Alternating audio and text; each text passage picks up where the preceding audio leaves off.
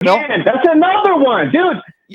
Why is it you don't want to answer any of my questions? And your only defense is that's another one. It's a very basic question. Well, the thing is, man, this calls for Mark, and that call yesterday was absolutely disgraceful, sir. Okay. And that's what's the problem with Democratic base. Okay, so I don't know what call you're talking about, but let's try to focus on you and me right now. You said you're a Trump supporter, so let's try to have a conversation. What do you like about what Donald Trump has done over the course of the last 6 or 7 months, Stephen? I like that he got rid of the EV mandate. He got rid of what? I'm sorry? The EV mandate. Okay, you don't have. Why are you yelling? Can we have a conversation without you yelling? Sir, can you hear me? Do I need to speak louder? No, I heard what you said, but why are you yelling? Can we have a civil conversation? You did it. You said, excuse me, what'd you say? So I spoke a little louder. Okay, well, thank you. You don't have to scream. Let me ask you a question, Stephen. Do you have any kids?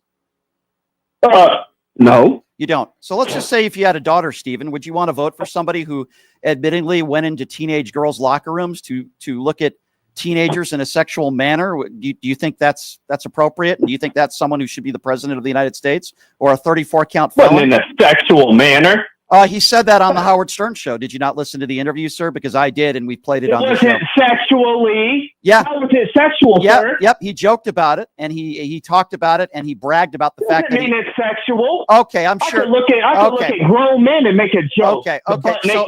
So there are women in that were teenagers in that locker room that have spoken out on it and said they were extremely uncomfortable and that they did not give him permission to do that when they were undressing. Do you think that's a joke?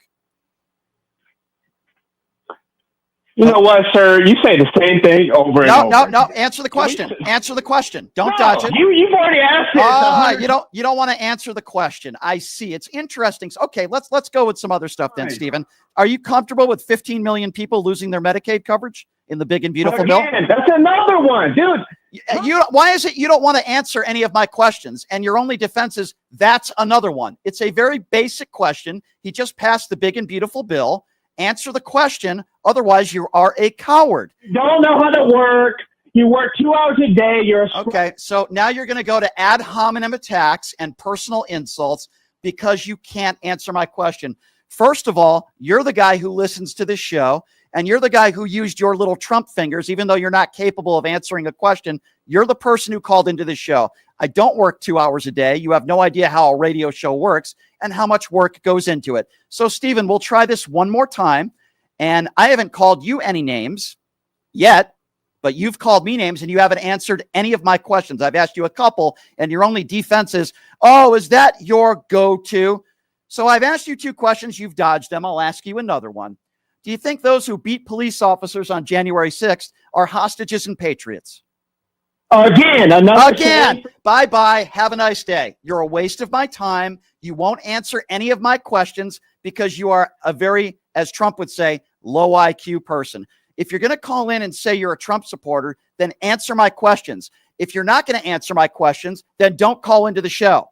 All you did in that entire conversation was ad hominem attacks. You started screaming at me for no reason, and you couldn't defend any of Donald Trump's behaviors and actions as president.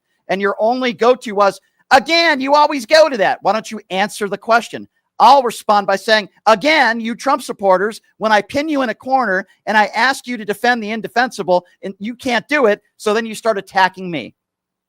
Thank you, Stephen, for proving my point that many of you are very ill-informed and uneducated.